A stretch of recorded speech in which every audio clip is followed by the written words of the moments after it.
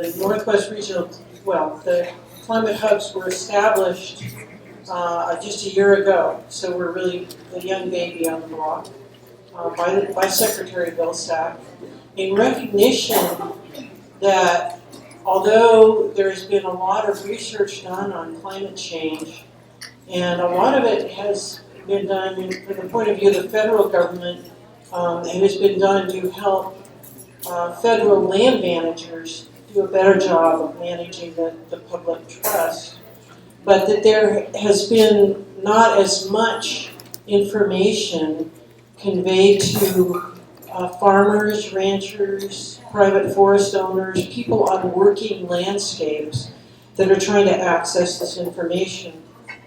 So if you think this morning back to Amy Snover's presentation about the kinds of changes that are happening, it was very clear. But if you're involved with a working landscape, trying to make decisions about what you do next, I ask you to think back to that and how would that influence your decisions about what you're going to do on this land that you're on, or you and your community are going to do on this land. So the point of the hubs is to go to the scientists and say, hey, what do you guys understand about what's going on? And then to go to the people on the working landscapes and say, well, what kind of information would be useful to you? And when we do that, when we talk to, say, ranchers, I will just give you a few examples. When we talk to ranchers, they say, well, we're having problems, say with stream erosion, with incised streams, and these are going to get worse because we have less water. And so, what can you offer me? And we say, well, we know somebody who's doing some work on how we could dam these streams, much as the beavers dammed them, but maybe the beavers are gone.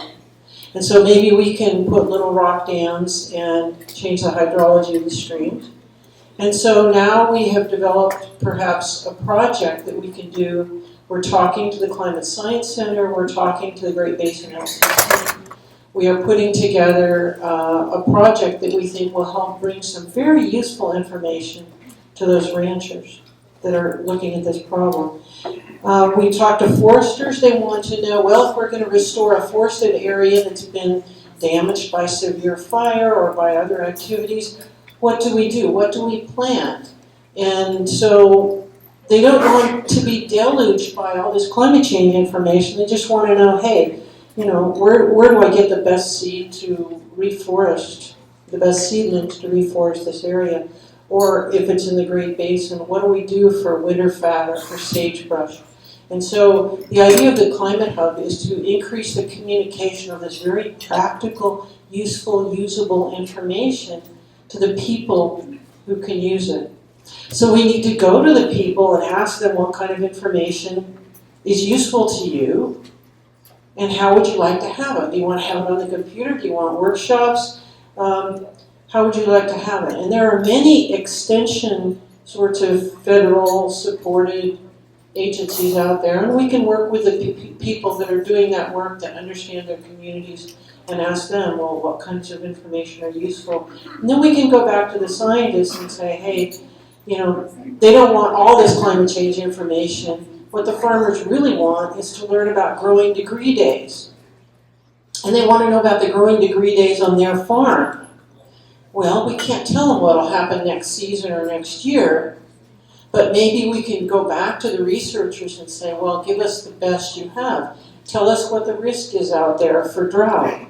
Tell us, for this particular spot, what we think the trends are going to be, what the science tells us about the long-term trends, and that will help these people trying to make decisions. It will at least be the best information that we have. And we can tell them what the risk, we can tell them that the risk of drought has increased and by how much. We can't tell them what will happen next year, but we can tell them overall what's going to happen. So if they're planting a fruit tree that may not come producing fruit for another 20 years, then they will be able to make their decisions in a more informed fashion. So the point of the hubs, think about the hub as an old-fashioned wheel with spokes going out. There's information flow out and information flow in. We want to make sure the information flow out is really useful, and the way we do that is to talk to people that are going to use the information. So in terms of the tribes, the question is, what kinds of information are really going to be useful to you in your day-to-day world? And how can we go back to the scientists and make sure that you have the right tools and the right information in the right form to meet your needs insofar as we can do that.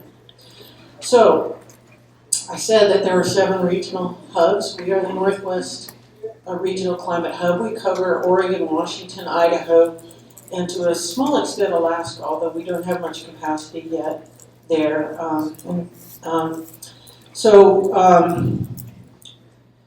We can speak to the increased risk of certain climate-related events that we see coming: floods, droughts, catastrophic storms,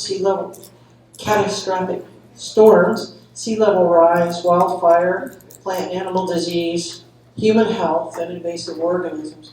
But what we want to hear from you is, what are your big concerns, and what kinds of information do you need to deal with those concerns that maybe we can help with? And what do you know, so that maybe we can help policymakers or people that are working with you in the federal government or others better understand what those concerns are and what needs to be done. The hubs are set up within the Department of Agriculture as a cooperative venture, primarily of the Forest Service, and I'm a Forest Service employee. I'm the director of the Northwest Regional Climate Hub, but I have co-leads in that enterprise. Mike Strobel from the Natural Resource Conservation Service and Stuart Hardigree from the Agricultural Research Service. We work together on this sort of thing, and then we work cooperatively with climate science centers, the LCCs, the NOAA RISA projects, and other entities. And we look at the existing information out there, lots of projects. Willamette 2100 in the Northwest. There are many projects out there, and we try to bring together the really relevant information from those. So that's as much as I have today, and I think I will, if you have questions, please get hold of me.